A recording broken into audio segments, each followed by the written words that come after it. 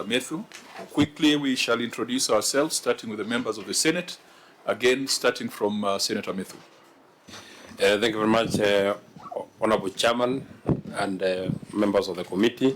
My name is John Methu, a Senator of the Republic of Kenya from Nyandarua County, a member of this committee. Good morning, everyone. I'm Senator Mariam Omar, member of the committee. Chair Governor, my name is Edwin Sifuna, Senator Nairobi, a member of this committee.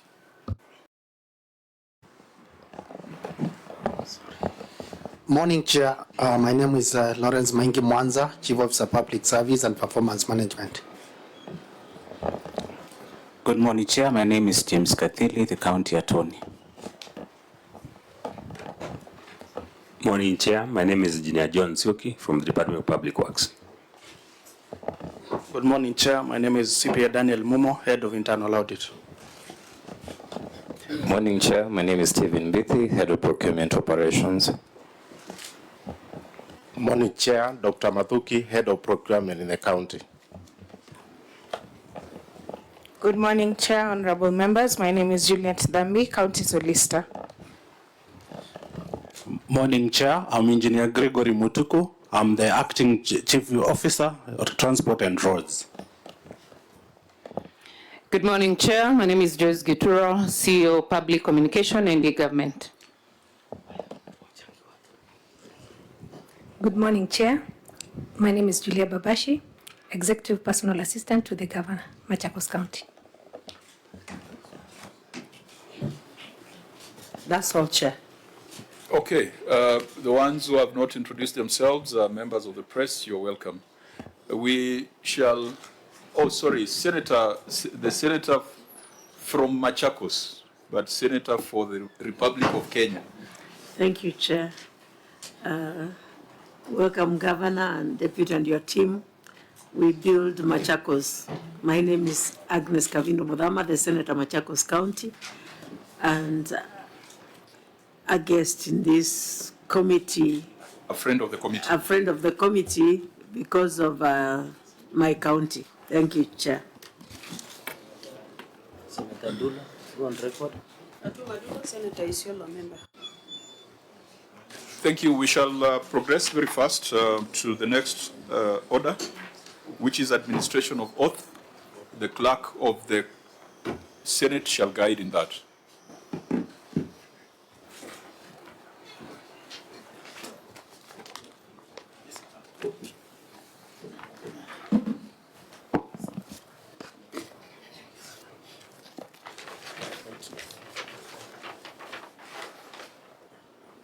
I, Wavinya Ndeti, do solemnly swear that the evidence that I shall give before this committee in respect to the matters before the committee shall be the truth, the whole truth, nothing else but the truth. So help me God.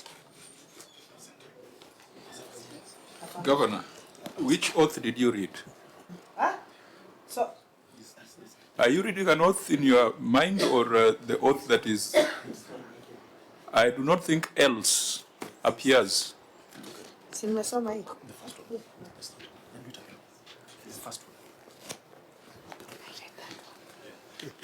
Read it verbatim.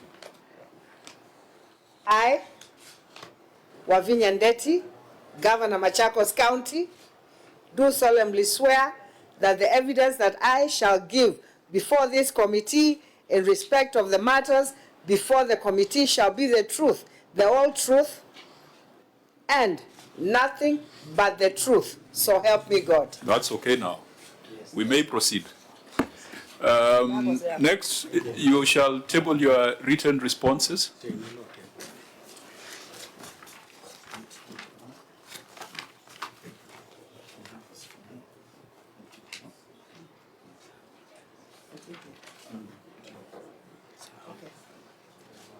Mr. Chairman, I hereby table the following documents before the committee. Management responses and accompanying annexures for the County Executive of Machakos for the financial year 2020-2021, 2022-2023, CRF 2021, 2022, 2022, 2023, ROR 2021, 2022, 2022, 2023. Please. Okay. Now, Clerk of the Senate, you will help let us know. We have quite a number of reports. So, starting with 2020-2021, you have Executive Report, Receive of Revenue, and County Revenue Fund. Did you receive the responses? Were they filed in time? Yes, we did receive them on the 12th of September. And that's within the timelines? Yes. What about 2022-2023? We also received them. Fine. Auditor General, for 2020-2021, did you receive the responses on time? Thank you, Chair. The responses were received on time. However, there was a revised version of the responses, which was received yesterday, but we didn't have time to go through it. Thank you. You received some responses yesterday? Yes, the revised, which were talking to management letter.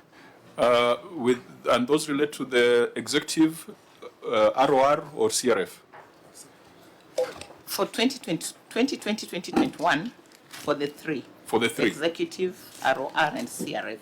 You are getting responses as late as yesterday? Yes. 2022-2023? For 2022-2023?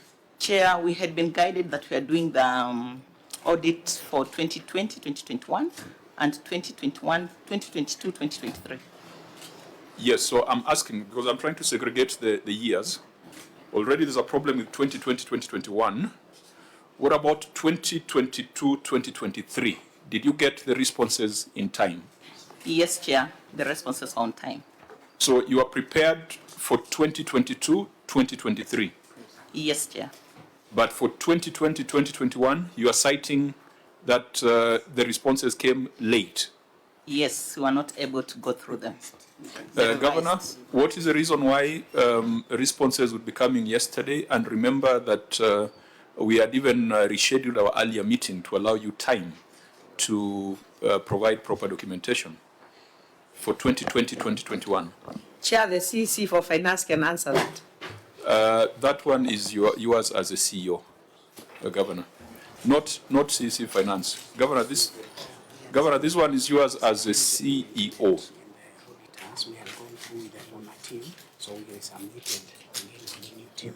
Okay, there was a change with the auditors, so they had to submit again to the new team. The change happened last night because the responses came last night. They had reviewed with the previous team. We had reviewed with the previous team. When?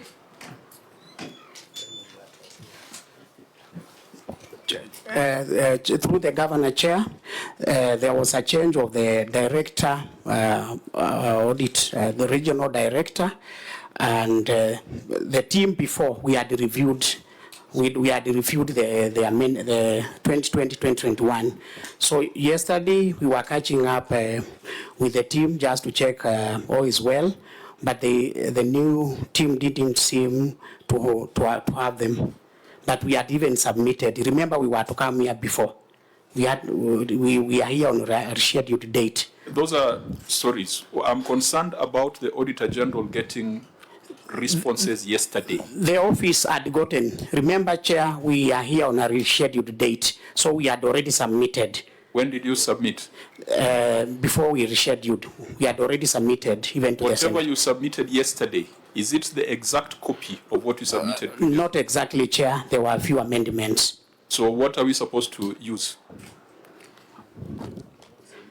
The one submitted yesterday, Chair. The one submitted yesterday, Chair. And the Auditor General naturally cannot be in a position to review and advise us if that's the one we are supposed to use. The amendments were very minimal. How do we tell? We leave it to the House to the committee to determine, Chair. You see, I think you must invite a reprimand from the committee. Yeah, we apologize for that. You must invite a reprimand from the committee because we don't operate like that. And I say that with a lot of respect because two of the members sitting in front of me are former members of parliament. Even though Mwangangi, I'm told that the reason you didn't use honorable is because now you are His Excellency. So I demoted you by taking you back to honorable. So former members of parliament really should know better parliamentary procedure, timelines, and what that means, because the Parliamentary Budget Office goes through those things. It means that what the Auditor General has, the Clerk of the Senate does not have. Now, under those circumstances, Governor? We submitted on 12 September 2024, and we have the evidence. No, Governor, you are on oath. You have just said you submitted some things yesterday. Just some amendments, but some little amendments. But we submitted on 24th. We submitted on the 12th September 2024. What we submitted was just some little amendments, but it was submitted on 12th September 2024. Okay, Senator Matthew, let's make quick... the position of whether the documents were submitted on 12th September is not contested. I think there's no contestation about the 12th. But I'm interested to know if the amendments were immaterial, if they are not significant, if they are negligible, why were they necessary? Because if they were immaterial, then they would have relied on the documents that they had already submitted on the 12th of September. Why did they submit new documents yesterday? During audit. Governor? Chair, it's for what we normally submit information to the auditors, and it's for them to determine whether the information... No, Chair, I think the governor got me wrong. It is not for the auditor to determine because they have not looked at the new documents so that they can tell the materiality of the amendments that were made. They already looked at the documents that you submitted on the 12th, but they have not looked at the documents that you submitted yesterday. So materiality of the difference of what was submitted then, or the materiality of the amendment, can only be known by your own team, because they're the ones that made the amendments. Because we have, maybe before I give direction, Senator Madam. Yeah, Chair, I wanted to say if that document that they submitted yesterday is not very important to them, then we can move forward with the document that they submitted on the 12th and we ignore the yesterday's document. Maybe, Chair, before you roll, OAG, are you comfortable for us to proceed with a document that you have not reviewed, number one? Because from the response of the governor is saying that they are comfortable with proceeding with the yesterday's document, which is amended version. The governor has said on record that the document that CCM had a meeting with you, they are comfortable to proceed with amended version of their documentation, including management response and annexures. So are you in a position for us to, did you go through that documentation, the amended version, and are you comfortable for us to proceed? Because you know you are our third eye. If you have not verified the authenticity of some of the responses. Can I say something before can I say something before? I'm still on record, Madam Governor. So can you get that assurance? Because normally, Chair, we normally rely on the OAG because they can verify some of the projects, the annexures and the responses in terms even of cross-checking. Maybe you can respond to that. Okay, maybe before you respond, let's hear what the governor has to say so that you have the right to reply. I think we can continue with the old one that we submitted. Okay, Auditor General. Chairman, before the director speaks, please allow me to say that ordinarily when the client responds, we usually create time and go through the responses with them. Machakos County Executive was only available yesterday after they submitted the documents to go through the records with the auditors. So not enough time was given to be able to go through the responses. and they came late in the day yesterday. Thank you, Chair. Director? Thank you, Chair.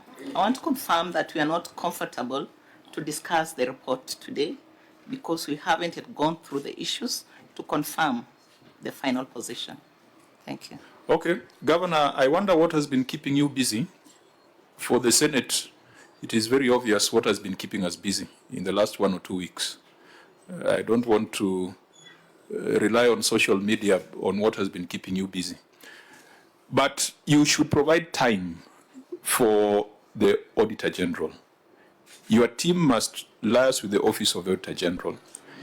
You see, even if the Auditor General would have said they are able to proceed, already the submissions made yesterday are completely out of our timelines. Now, to avoid a protracted argument on this, because the Auditor General had already briefed us in the first 1 hour that we were in this room, we shall proceed as follows. For the financial year 2022-2023, we shall proceed because the Auditor General is ready. Is that a fact? Yes, Chair.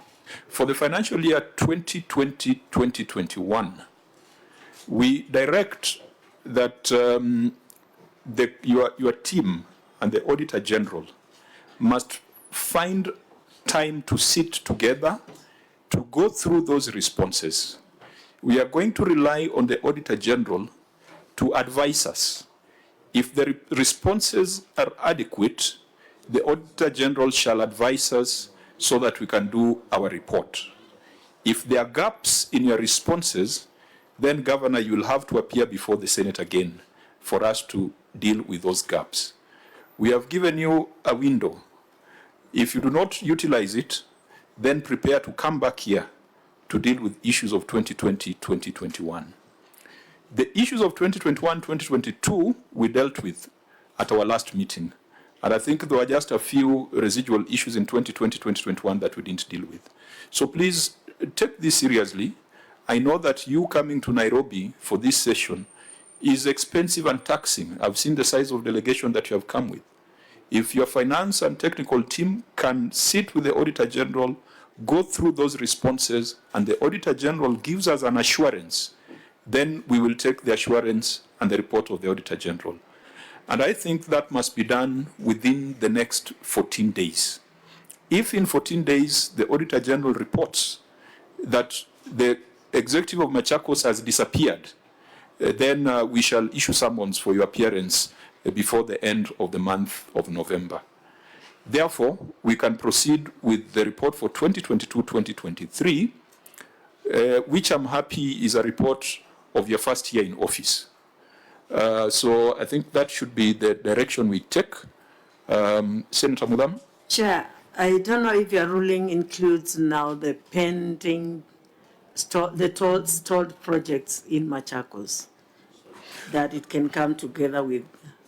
Yes, we have an issue here on prior year matters. Yes. We have already listed the projects that have been cutting across the years, and we shall go through them in today's session. Thank you. Yeah, and I think Senator Kavindu Mudama, you had also mentioned something about a visit to Machakos. I'd like you to reiterate it so that it goes on record.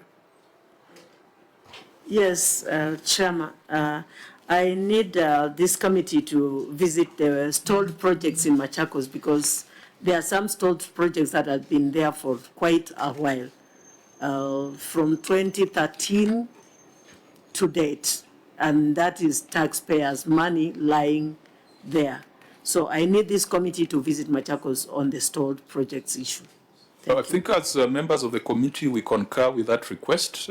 Time and resources allowing, we will definitely plan to visit Machakos. We made that resolution at our last meeting, but resources and time have not allowed us to undertake the visit. But Senator, we commit to do so, time and resources allowing.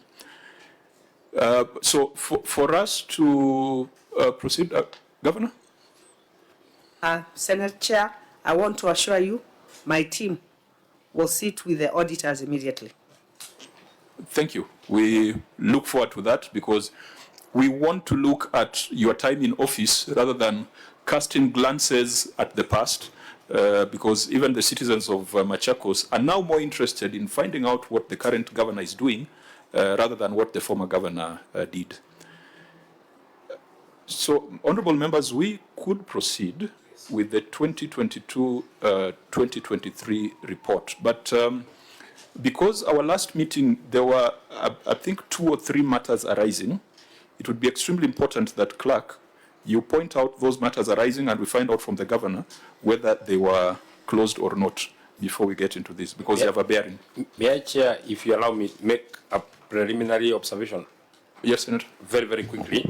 Now that I've seen that part of what we shall be looking at matters to do with the compensation of employees and the establishment of the county government of Machakos, I am struggling to understand why, even though the county secretary and head of public service is here, there's nobody from the county public service board from Machakos or even the director of HR or who would be the technical person who would be helping the governor deal with the many issues that we have here.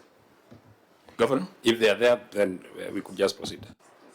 I have the chief officer, public service here with me. Preliminarily, Governor, I've noticed some of your part of your delegations are acting. Why are they acting? And you know, when you're acting, you don't have substantive powers to execute some of the responsibilities. How comfortable are we that we can proceed with?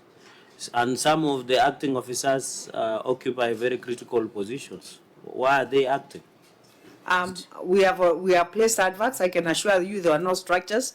I'm just trying to put down proper structures in Machakos County. 2 years down the line? It's a continuous process, Chair. What do you mean it's a continuous? 2 years down the line? Do you have only 3 years to go? I did HR audit, yes. And with the HR audit, I found these issues. I could not do anything without doing the HR audit. So after the audit, I found out these issues, and these are the issues I'm dealing with now. And you provide that audit with the committee report? Yes. Okay. Yes, Chair. Is it part of the matters arising, clerk? The issue of the HR audit? No, it's not. It was not. It was the pending bills. Okay, but there's a substantive issue here. I think the issue of qualifications that you might tell us about that audit and the issue of fake qualifications that you found out. Okay. So we shall deal with it when we come to it. Senator Sifuna. Chair, I wanted to know if the Deputy Governor has been assigned any specific docket. It is quite unusual. I'm not saying that he shouldn't be here, but in my time at this committee, I rarely ever see Deputy Governors. Does the Deputy Governor hold a substantive docket? Chair, we have a good working relationship. It's the Deputy Governor to respond. Yeah, I think, Deputy Governor, today you can speak in Parliament after a 5-year absence. And you know, Honorable Chair, just to buttress the point that is being made by Senator Sifuna, in fact, it should not be the governor to say whether the relationship is working or not. You know, at the national level, the President says that we have a very good working relationship, but the things that have followed are not in tandem from what has been said. Okay, I think let's insulate ourselves from what is happening at the national level. Deputy Governor, briefly.